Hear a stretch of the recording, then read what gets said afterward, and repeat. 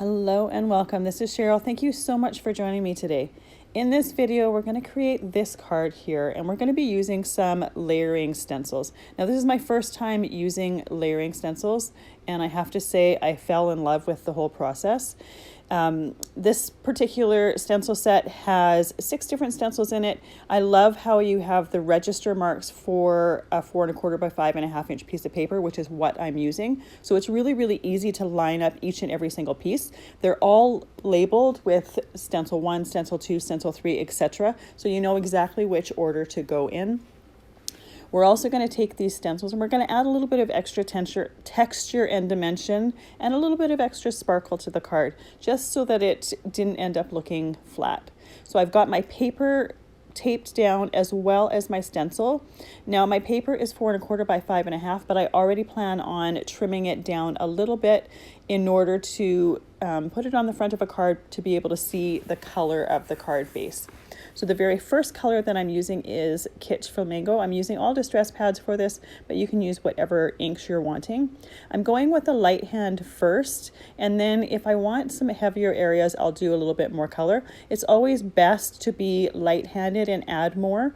Once ink is down, you can't really remove it, so best to be light-handed. The other thing that I noticed is I needed to use my brush both ways. So I would be going in a clockwise motion with my blending brush, and then I would reverse it, because if you just go the one way, the ink kind of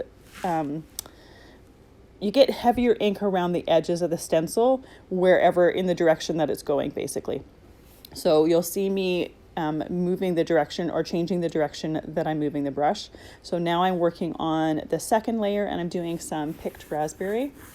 I just chose some bright colors for the flowers, and then the rest of the colors for the greenery and for the little tiny flowers are going to be a lot more muted, so that there's not a competition between all the colors. I tend not to do a whole lot with printed papers and stuff like that, so it's really fun that you can kind of create your own printed paper by using these stencils. So this color here that I'm using is Bundled Sage, just a nice light green for the greenery, and then I'll do the darker color in Peeled Paint. Once like I said before, there's register marks showing you the size of a 4 1/4 by 5.5 inch paper, so it's really easy to lay everything together to line it up. I really love the fact that they made it so easy for us. Now I'm using Stormy Sky for the next color here, just a really light pale blue. No, actually, sorry, this is Weathered Wood. The next color is Stormy Sky. I wanted these little tiny flowers. To me, they looked a little bit like forget-me-nots, so that's what we're going for here. And like I said, those pink flowers are quite bright. I didn't want it to be too bright. So I'm going in now for the dark green with the Peeled Paint. Now I just laid my stencils to the side, and I'm going to clean them all later. I'll just clean them with a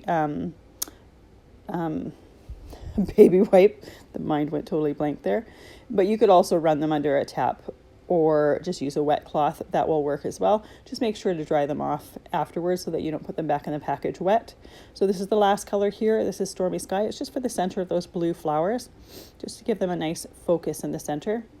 Now after doing this here, I decided I wanted to add a little bit of sparkle, just a little bit of interest to that background. I love how it looks, but it is a little bit plain because all of those colors are flat. So I'm going to take the stencil that has the bigger of the blue areas for those forget-me-nots, and I'm going to line it back up. And then I have a little mini mister here. I have some teal Perfect Pearls in them, just to make a little bit of a shimmer spray, and I'm lightly spraying it. It's just going to add just a little bit of a texture difference between the other flowers and these ones. So once I have that spray on there, I'm leaving my stencil on for a little bit, and I only did a light coat. Once the spray is fairly dry, I'm going to lift it off to let it finish drying. While I was waiting for it to dry, I just cleaned off the rest of the stencils there. Now my stencil or my background is dry, and I love the shimmer. I'm not sure it shows up really well on camera. I decided I wanted a little bit more texture than just having those blue flowers having a little bit of a shimmery finish. So I'm going to take the second stencil for the flowers, the smaller of the two. So this would be the darkest of the pink. I'm going to use some gloss gel medium to add some dimension. And then I'm going to go put some Kitsch Flamingo embossing glaze over top. Now the embossing glaze is awesome because it's transparent, so I'm still going to be able to see the color below it, but it's going to give a nice texture that the background doesn't already have. So when I'm putting the gloss gel on, I'm only making it even with the top of the stencil. I'm not putting a large amount on. It's easiest to have it so that it is even with the top of the stencil, so then you have a nice even coat. You want to make sure to clean your stencil off fairly quickly because we don't want that medium to dry on the stencil there. With the wet gloss gel medium, I'm putting my Kitsch Flamingo Distress Glaze on there, tapping off on a part where that doesn't have the wet glaze, and then I'm going to let that dry completely before I heat up my embossing glaze. If I were to melt it now, that gel medium would likely bubble and create a bit of a different texture, which is fine if that's what you're going for, but for this particular card I wasn't.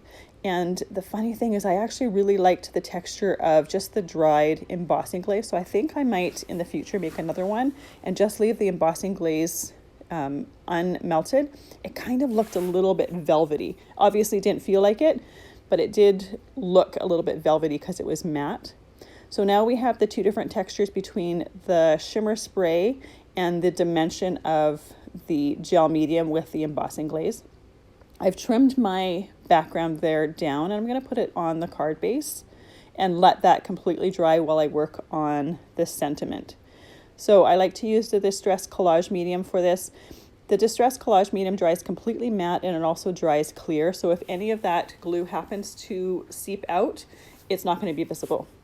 Before I put my sentiment on my card and assemble it, I'm going to put some Stickles just in the center of those blue flowers, just to give yet another texture to the card. I'm only putting just a little dot. So this is another medium that I think less is more. Just a little bit adds a really, really nice shimmer to it. In my opinion, too much Stickles just kind of overtakes things. But I'm going to put that aside to let that dry while I assemble my sentiment. I've got a thanks sentiment here. I've got the sentiment itself in a darker blue and the shadow in a lighter blue that matches the colors of the forget-me-nots. I didn't want the sentiment to be too bright, and I also wanted to complement the card nicely.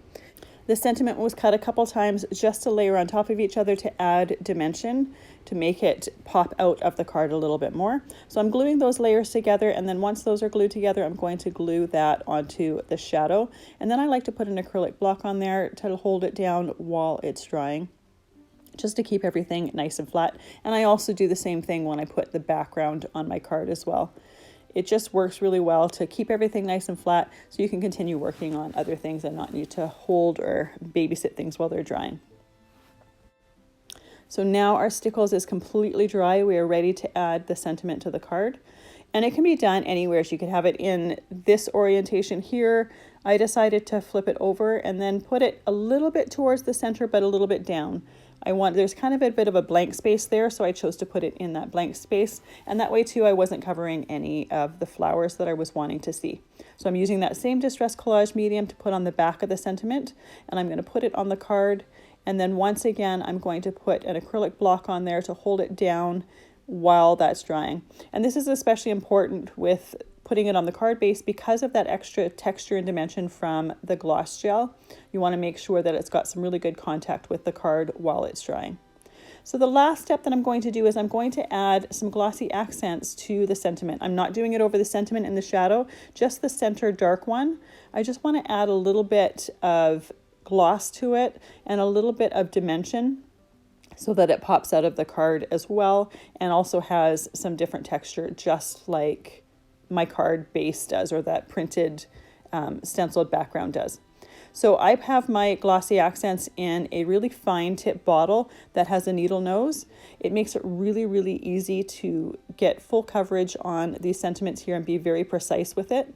The one thing you need to make sure to do when you are done using this glossy accents this way is I like to tap it on my desk several times and then squeeze the air through the tip there. If any Glossy Accents happens to come out, just pick it right off. But you want to make sure that tip is completely clear when that bottle is sitting. Otherwise, you're going to end up having clogs. So once that's dry, this is what the card looks like at the end.